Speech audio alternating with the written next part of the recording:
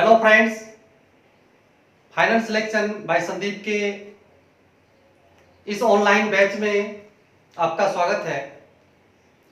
हम लोग एंथ्रोपोलॉजी पढ़ेंगे और एंथ्रोपोलॉजी में आखिरकार शुरुआत कहां से की जाए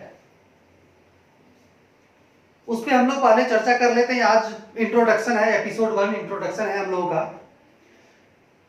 तो जैसा कि आप सभी लोग जानते हैं या कुछ लोग नहीं भी जानते होंगे तो जान लीजिए कि एंथ्रोपोलॉजी के 3 सेक्शन होते हैं। कितने सेक्शन होते हैं? 3 सेक्शन होते हैं। बीपीएससी मेंस के लिहाज से मैं बात कर रहा हूं। एक होता है आपका सोशल एंथ्रोपोलॉजी, सोशल एंथ्रो, ठीक है, एंथ्रो में लिख रहा हूं, बाकी आप समझ जाइए। एंथ्रो अर्थात एंथ्रोपोलॉजी, मानव विज्ञान, मानव शास्त्र। दूसरा आपका होता है फिजिकल, होता है फिजिकल एंथ्रोपोलॉजी, फिजिकल एंथ्रो। और तीसरा आपका होता है इंडियन एंथ्रोपोलॉजी, ठीक है। और ये तीनों ही जो सेक्शंस होते हैं बीपीएससी में 100 मार्क्स के होते हैं, अर्थात 100 मार्क्स आपका यहां से कवर होगा, 100 यहां से कवर होगा और 100 यहां से कवर होगा। और इस प्रकार से यह जो पूरा जो ऑप्शनल विषय हो गया 300 मार्क्स का हो जाता है। कितने का हो जाता है? 300 का हो जाता है। तो हम लोग जो शुरुआत करेंगे वह शुरुआत करेंगे फिजिकल एंथ्रोपोलॉजी से। कहां से? फिजिकल एंथ्रोपोलॉजी से शुरुआत करेंगे। और क्यों शुरू किया जाए, पहले फिजिकल एंथ्रोपोलॉजी को यह समझ लिया जाए, क्योंकि यह जो सेक्शन है आपका फिजिकल एंथ्रोपोलॉजी का, यदि आप इसमें अपना पकड़ मजबूत कर लेते हैं तो यह जो आपको दिख रहा है ना 100 मार्क्स, आप इस 100 में से 90 मार्क्स तक ला सकते हैं या इससे अधिक भी ला सकते हैं। सिर्फ एक सेक्शन जो आपका है फिजिकल वाला, यदि इस पे अच्छी पकड़ हो जाए तो 100 में से 90 से अधिक मार्क्स अर्थात 90 प्लस मार्क्स क्या किया जा सकता है? लाया जा सकता है। और जब पहले से पता हो कि कोई खास सेक्शन इतना ज्यादा उपयोगी लाभदायक है तो उसमें मेहनत भी क्या करनी चाहिए? अधिक करनी चाहिए। और ऐसा नहीं है कि बाकी का यह जो दो सेक्शन है आपका सोशल और इंडियन एंथ्रोपोलॉजी का, तो इसके भी महत्व उतने ही हैं जितना कि आपका फिजिकल का है। लेकिन क्या है कि फिजिकल एंथ्रोपोलॉजी का जो मार्किंग होता है वो बहुत ही बेहतर होता है। अर्थात आप इसमें पकड़ मजबूत कर लेते हैं तो आप इस एंथ्रोपोलॉजी ऑप्शनल सब्जेक्ट में 70 to 75% तक मार्क्स आसानी से क्या कर सकते हैं? ला सकते हैं। 70 से लेके 75% तक मार्क्स जो है आपका बिल्कुल ही आसानी से आ जाएगा। तो किस पक्ष को मजबूत करना है? फिजिकल को मजबूत करना है। तो शुरुआत हम लोग किससे करेंगे? फिजिकल से करेंगे।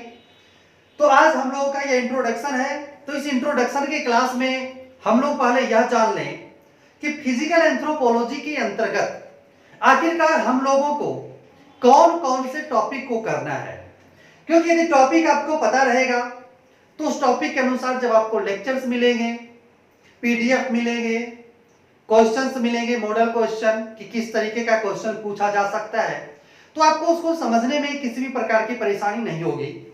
जैसा कि हम लोगों का जो बैच का जो शेड्यूल है, टाइम टेबल है, वह सफलता चक्र के अनुसार है। यदि आपने उस वीडियो को देखा होगा तो आप उसको फॉलो कर रहे होंगे। जो हमारा टाइम टेबल है बीपीएससी के अनुसार, उसमें आपका यह जो टाइम टेबल है एंथ्रोपोलॉजी का, यह रात के 9 बजे आप लोगों को मिलेगा, लेक्चर मिलेगा। फिर आपको अगले दिन पीडीएफ दिया जाएगा, मॉडल क्वेश्चन दिया जाएगा। और उस पीडीएफ को मोबाइल में ही नहीं छोड़ना है, उसको क्या करना है? आप जेरॉक्स करवा लें। लेकिन जेरॉक्स के बाद भी मैं कहना चाहूंगा कि आप लोग उसे अपने अक्षर में अर्थात अपने हाथों से अपना खुद का नोट्स के रूप में उसे तैयार कर लेंगे तो ज्यादा बेहतर हो जाएगा। आइए पहले देख लिया जाए कि फिजिकल एंथ्रोपोलॉजी के अंतर्गत कौन कौन से टॉपिक हम लोगों को पढ़ना है। फिजिकल एंथ्रोपोलॉजी अर्थात शारीरिक मानव विज्ञान में जो हम लोग पढ़ते हैं उसमें जो पहला है आपका जैव विकास के आधार क्या है। तो जैव विकास का क्या आधार है उसके बारे में हम लोग पढ़ते हैं और इसके अंतर्गत जिन सिद्धांतों का अध्ययन किया जाता है वह है आपका लैमार्कवाद या लैमार्क का सिद्धांत, दूसरा है डार्विनवाद और आगे चलकर डार्विन की आलोचना हुई हम लोग पढ़ेंगे और उस आलोचनाओं से डार्विन के सिद्धांतों को बचाने के लिए आप कह सकते हैं कि नव डार्विनवाद की अवधारणा प्रस्तुत हुई। तो हम लोग मुख्य रूप से जैव विकास का जब आधार पढ़ेंगे तो उसमें लैमार्कवाद के बारे में जानेंगे, डार्विनवाद के बारे में जानेंगे और नव डार्विनवाद के बारे में जानेंगे।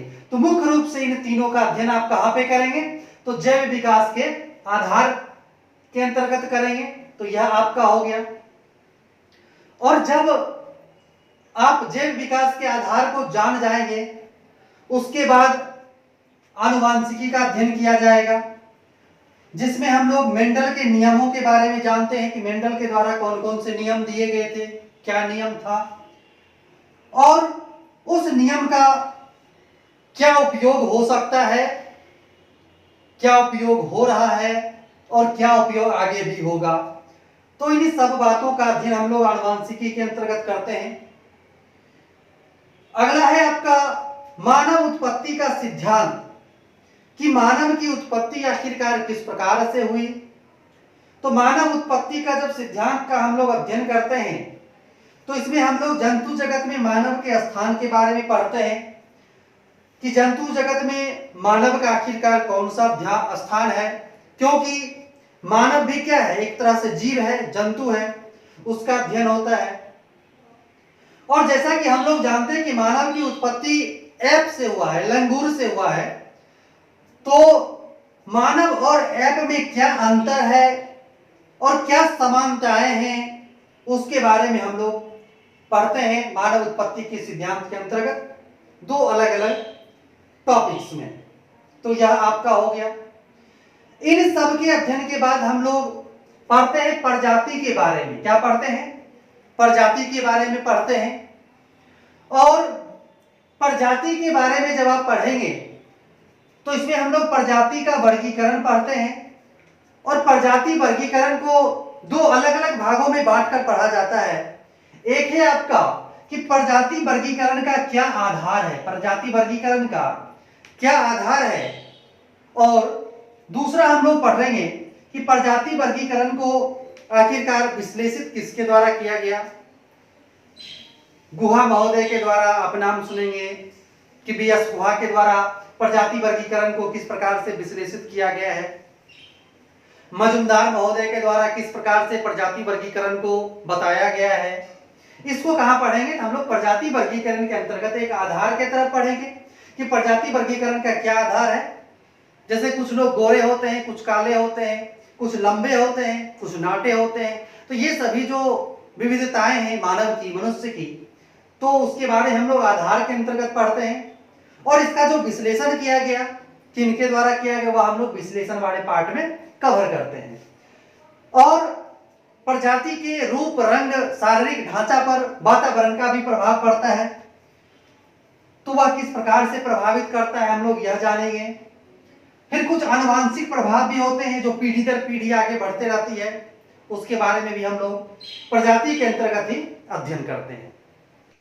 जब हम लोग जीवाश्म मानव में आएंगे तो जीवाश्म मानव के अंतर्गत जो हम लोग पढ़ेंगे उसमें मानवों की कड़ी को पढ़ेंगे कि किस प्रकार से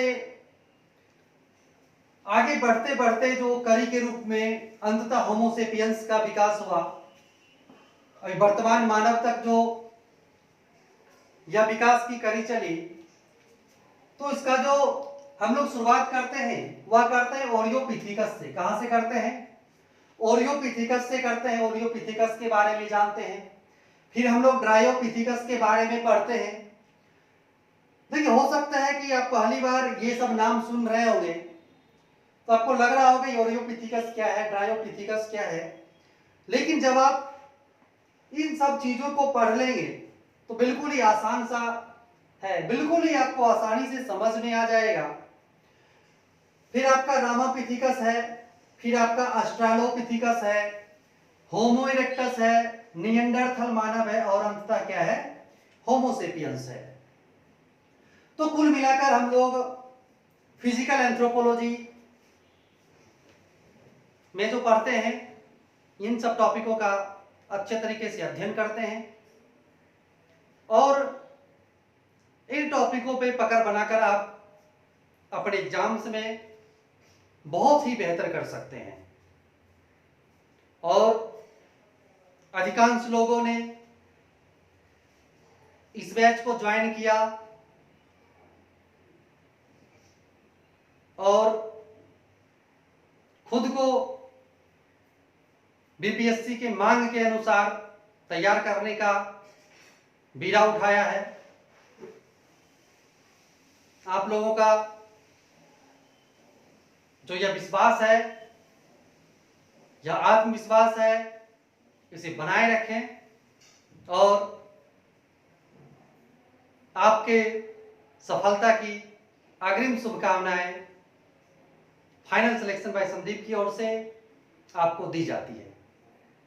जय हिंद, जय भारत।